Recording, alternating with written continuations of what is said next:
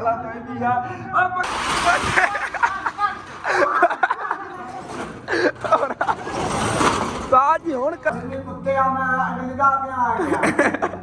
असलामुअलैकुम जी की हाल चाल है फिर साढ़े देखने वाले तमाम बहन भाइयों से असं उम्मीद करने साढ़े देखने वाले तमाम बहन भाई बिल्कुल ठीक ठाक होंगे चल अलहमदुलिल्लाह जी असं बिल्कुल ठीक ठाक आएंगे और जी बड़े सुकून ना सो रहा सीगा अम्मी जान आईया नहीं उन्होंने जगाता असल बेटा दिन हो गया अगर उठ सारे काम जो है ना देखते जी अज दिन की रूटीन है हुणे नाल शुरू हो रही हैगी पहले जी उन्होंने मेरे हाथे पैसे थमाए ने जी कहती जेब में पा लेने 1000 रुपया के चाल शहरों जाके सब्जी ले आना आ गया उस बाद आके फिर जो बाकी के घर के काम ने वो भी देखने आ गए छोटे मोटे काम ही मेरे जिम्मे लगते हैं पता मेन काम तो अबू जान खुद देख लेंगे ने जोड़े काम अगे मैं करता होंगे सी अबू जान करते हैं जो अगे अबू जान करते होंगे सी हम मैं करन लग के आ गया रूटीन थोड़ी चेंज हो गई हैगी ऐसे वजह तो मतलब कि पूरी रूटीन ना तुहाडे व्लॉग नहीं शेयर कर पाना क्योंकि ज़्यादा तक टाइम जो है ना मैं विहला होना सुता रहना है सुते हुए व्लॉग करने शेयर क्यों जी रूटीन हुई थी देखी रखोगे अगर मैं सुता हुआ थे लाइव चला के बैठा रहा था और ठीक है बाकी चलने हैं शहरों चल के सब्जी लैने आ गए गोश्त लेना है कोई मसाला वगैरह लेना है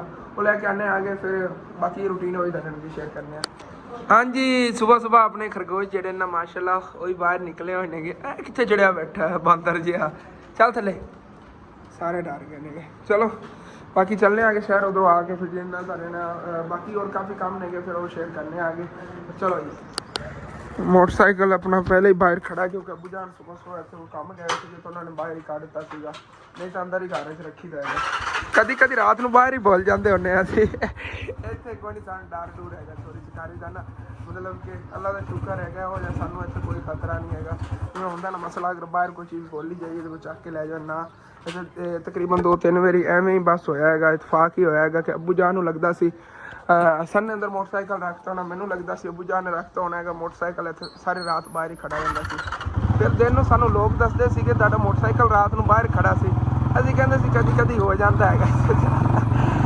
मतलब कि अबू जान ने होंदा असन ने अंदर मोटरसाइकिल रखता मैनू होंदा अबू जान ने रखता तो वो उत्थे बाहर तो बाहर ही खड़ा रहता है चलो जी चलिए और उतों निकले ही आ गया बाबा जी इतने पैदल जा रहे थे इन्होंने नारा ला लिया है तो हम फिर चलने जी कि शहर मैं शहर की इन्होंने लिफ्ट दे देने पैदल जा रहे थे रोड से और जी शहरों सिर्फ आप गोश्त ही लेना है बाकी जो मसाला है वो घरों देखा है पे होया अबू जान इकट्ठा ले आते ने तो काफ़ी पिया बस आप इतों गोश्त पकड़ना वापसी जाते हुए फिर ना सीमेंट उतों लै जाना 500 रुपये का वापसी जाते हो सीमेंट उतो फाड़ लवेंगे उनकी कोई ज़रूरत होनी है उधर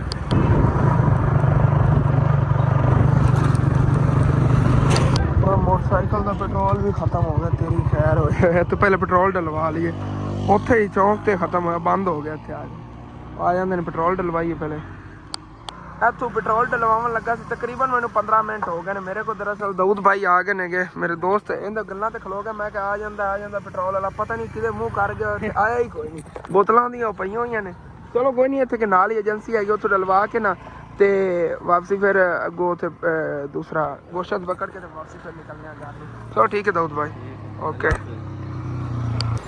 और इतने आ गए तो एजेंसी तो डलवा लें फिर आधा लीटर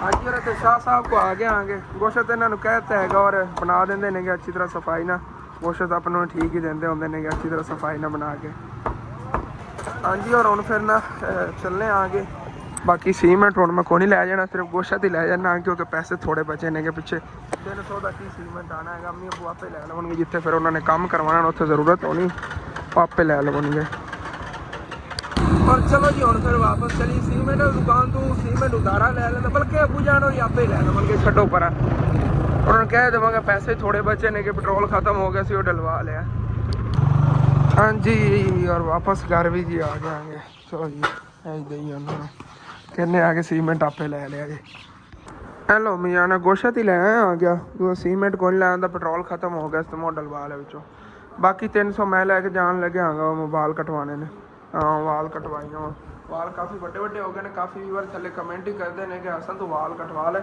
इन्हें सैटिंग करवाना कि साइडा तो उत्तों नहीं कटवाने ने इतने मैं मतलब कि ज़्यादा बड़े नहीं रखा तो थोड़े थोड़े कटवा दूँगी इन्हें ये प्यारे लगते हैं कि छोटे हों तो ज़्यादा अजीब सा लग रहा है ਮੈਨੂੰ ਪਿਆਰੇ ਲੱਗਦੇ ਨੇਗੇ। ਬਾਕੀ ਆਪਣੇ ਖਰਗੋਸ਼ ਜਿਹੜੇ ਨਾ ਫਿਰ ਬਾਹਰ ਦੇਖੋ ਨਿਕਲੇ। ਮੈਂ ਜਦੋਂ ਇਹਨਾਂ ਨੇੜੇ ਜਾਂਦਾ ਪਤਾ ਨਹੀਂ ਮੇਰੇ ਉਹ ਕਾਲੀ ਸ਼ਰਟ ਹੈ ਕੀ ਇਸ਼ੂ ਹੈਗਾ, ਡਰ ਕੇ ਭੱਜ ਜਾਂਦੇ ਨੇ ਸਾਰੇ। ਅੱਗੇ ਕਿਤਨੇ ਨਿਕਲੇ ਬੈਠੇ ਸੀ, ਇੱਧਰ ਦੇਖੋ ਕਿੰਨੇ ਬੈਠੇ ਹੋਏ ਨੇ। ਇਹਨੂੰ ਮਹਿੰਦੀ ਲਾਈ ਹੈਗੀ ਤੇ ਉਹ ਦੇਖੋ ਕਿੰਨਾ ਪਿਆਰਾ ਲੱਗ ਰਿਹਾ ਹੈਗਾ। ਚਲੋ ਠੀਕ ਹੈ, ਵਾਲ ਕਟਵਾਈਏ ਹੁਣ ਜਾਣਾ ਆ ਗਿਆ ਸਲੂਨ ਤੇ ਚੱਲ ਕੇ ਵਾਲ ਕਟਵਾਉਣਾ ਹੈਗਾ ਹੁਣ। ਹਾਂਜੀ ਔਰ ਹੁਣ ਫਿਰ ਮੈਂ ਚੱਲਣਾ ਆ ਗਿਆ।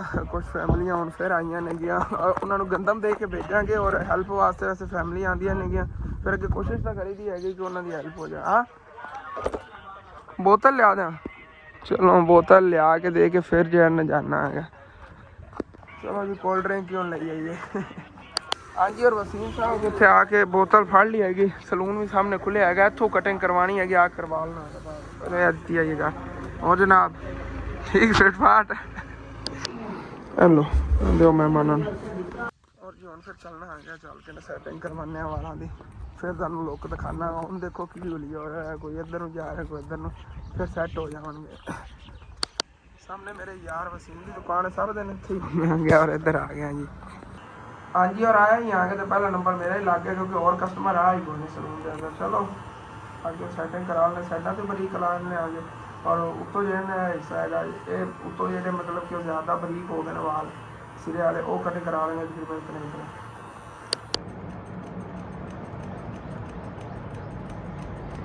ਵਾਲਾਂ ਦੀ ਸੈਟਿੰਗ ਕੰਪਲੀਟ ਹੀ ਹੋਈ ਖੜੀ ਹੈਗੀ। ਉਸ ਤੋਂ ਬਾਅਦ ਫਿਰ ਨਾ ਭਾਈ ਸਾਹਿਬ ਦਾੜੀ ਦੀ ਸੈਟਿੰਗ ਕਰਵਾਉਣੀ ਹੈਗੀ ਔਰ ਕਲਰ ਵੀ ਲਗਵਾਉਣਾ ਹੈਗਾ ਵਾਲਾਂ 'ਤੇ ਨਾ। ਵਾਈਟ ਕਲਰ ਦੇ ਹੋ ਗਏ ਨੇ ਜੋ ਕਾਫੀ ਵਾਲ ਜਿਹੜੇ ਨੇ।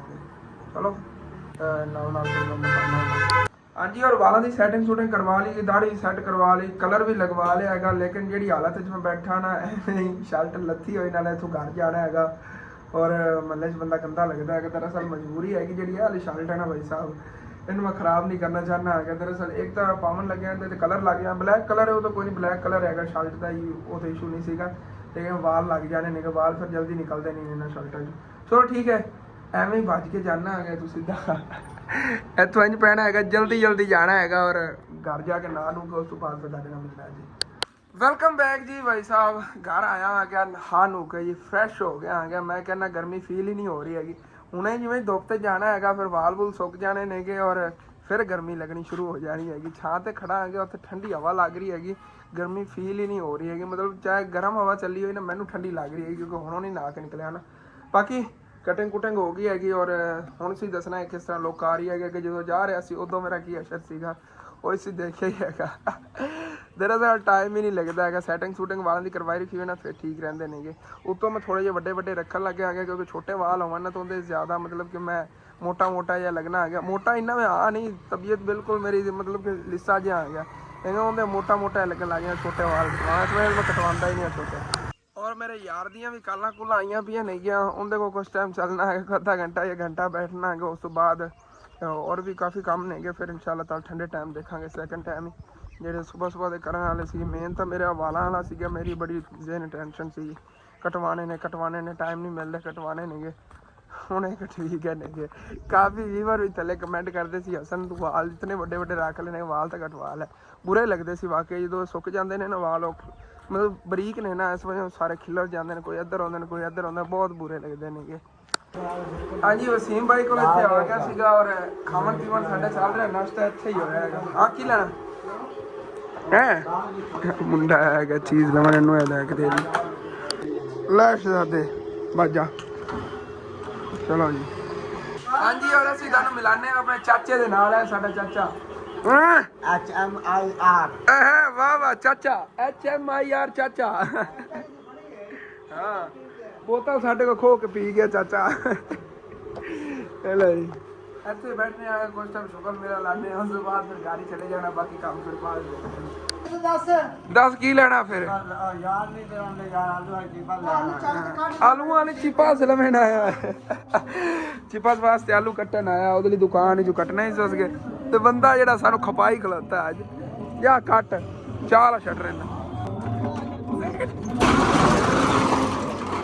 ਚੱਲ ਬੜਾ ਗਲਤ ਹੱਥ ਹੋ ਗਿਆ ਭਾਈ ਸਾਹਿਬ। ਮੈਂ ਨਾ ਚਾਚੇ ਨੂੰ ਢੱਕਣ ਲੱਗਿਆ ਸੀਗਾ, ਮੈਂ ਕਿਹਾ ਥੱਲੇ ਸ਼ਟਰ ਕਰਨਾ ਵਾ, ਥੱਲੇ ਕਰਕੇ ਤੇ ਫਿਰ ਉੱਤੇ ਚੱਕਿਆ। ਮੈਂ ਕਿਹਾ ਤੁਹਾਨੂੰ ਦਿਖਾਣਾ ਆ ਗਿਆ ਕੀ ਕੰਮ ਕਰਨ ਆਇਆ ਚਾਚਾ। ਇਹ ਚਿਪਸ ਵਾਸਤੇ ਆਲੂ ਕੱਟਣ ਆਇਆ, ਚਿਪਸ ਲਾਉਂਦੇ ਨੇ ਇੱਥੇ ਪਕੌੜੇ ਸਮੋਸੇ ਦੇ ਨਾਲ ਚਿਪਸ ਵਗੈਰਾ।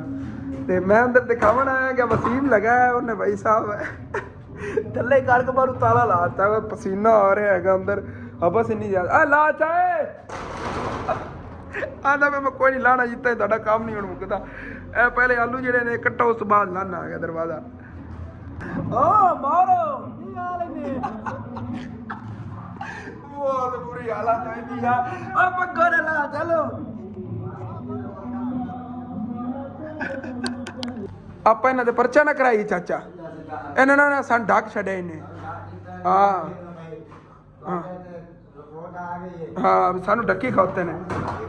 ਇਧਰਲੇ ਪਾਸੇ ਜਿੰਦਰਾ ਕੋਈ ਨਹੀਂ ਲੱਗਾ ਹੋਇਆ, ਪਤਾ ਨਹੀਂ ਜਿੰਦਰਾ ਕਿਦੋਂ ਮਾਰਿਆ, ਪਤਾ ਨਹੀਂ ਲੱਗਦਾ। ਮੈਨੂੰ ਲੱਗਦਾ ਕੋਈ ਨਹੀਂ ਇਸ ਸਾਈਡ ਤੋਂ ਵੇਖਣਾ ਇੱਕ ਮਿੰਟ। ਇਹ ਫੋਨ ਹੀ ਨਿਕੋਲ ਨੇ ਕੋਈ ਨਹੀਂ ਇੱਧਰ ਹੀ ਮਾਰ ਦੱਸੀ ਹੁਣ ਜਦੋਂ ਤੈਨੂੰ ਫੋਨ ਲਿਆ, ਦੱਸੀ ਹੁਣ ਜਦੋਂ ਫੋਨ ਲਵੇ। ਇਹ ਤੂੰ ਤਾਂ ਪੈਰ ਰੱਖੀ ਖੋਤਾ ਹੈ ਕਿ ਇਹ ਤਾਂ ਪੈਰ ਰੱਖ ਕੇ ਖੜੋਤਾ ਜਿੰਦਰਾ ਕੋਈ ਨਹੀਂ ਹੋਊਗਾ। ਕੀ ਕਰੀਏ ਕੀ ਕਰੀਏ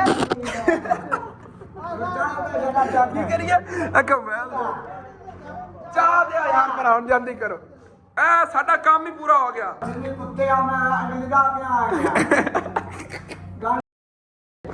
ਕਿਆ ਸਟਾਪ ਕਰੋ ਸਾਡਾ ਬੁਰਾ ਹਾਲ ਆ ਗਿਆ ਜਾ ਕੁੱਤੇ ਆ ਕੇ ਕੁੱਤੇ ਆ ਚਾਹ ਇਤਨੀ ਗਰਮੀ ਹੈ ਹਲਕੀ ਆ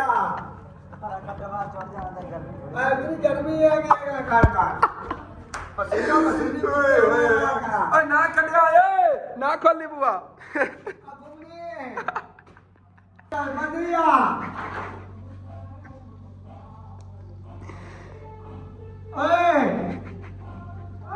पसीना पसीने आ करे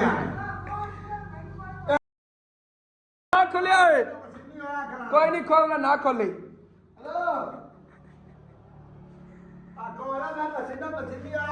कोई नहीं पसीना ना खोले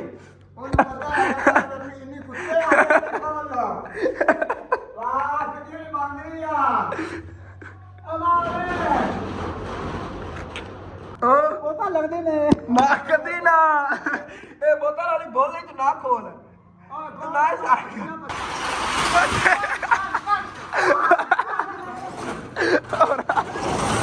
साज ही हुण कदी ना कड्डी इनू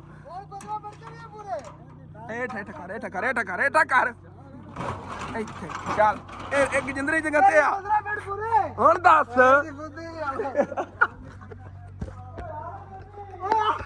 ਮੈਨੂੰ ਕੁਛ ਨਹੀਂ ਹੋਣਾ, ਚਾਚੇ ਮਰ ਜਾਣਾ।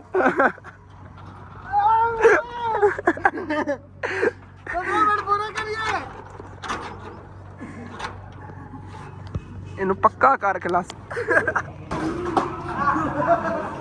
ਇਹ ਨਿਕਲੋ ਯਾ ਇਹ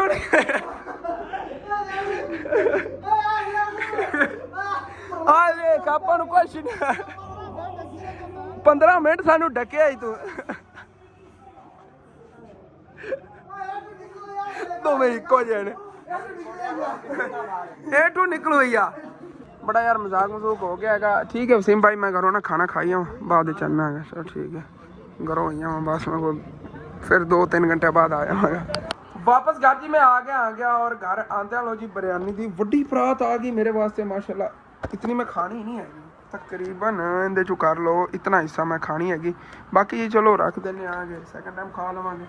चलो ठीक है ट्राई करने क्यों जी पक्की बिरयानी सॉस वजह गोश्त ले आया सी उनकी बिरयानी बनी है। आ जाओ जी मिल के खाने फिर लेवल ज़बरदस्त है, थोड़ी मिर्चा तेज़ नहीं है, बाकी मैं कहना कमाल बिरयानी बनी हुई है। खा लो उसके बाद फिर मिलना। अल्हम्दुलिल्लाह जी खाना खा लिया है, बाकी हम फिर ना रेस्ट करने का टाइम है दोपहर का टाइम है रेस्ट करने आएगा। ठीक है अपना जो ब्लॉग है तुहाडे तक पहुँचाने इंशाअल्लाह ताला सैकंड टाइम फिर नवा ब्लॉग बनावांगा उहदे तरह सैकंड टाइम की रूटीन शेयर करांगा। अपना जो ब्लॉग है इत्थे एंड करना तुहानू अच्छा लगे लाजमी अपने चैनल को सब्सक्राइब कर लेना, वीडियो लाइक कर लेना, हो सके तो अपने दोस्तों रिश्तेदारों शेयर भी कर लेना। थैंक्स फॉर वाचिंग एंड अल्लाह हाफिज़।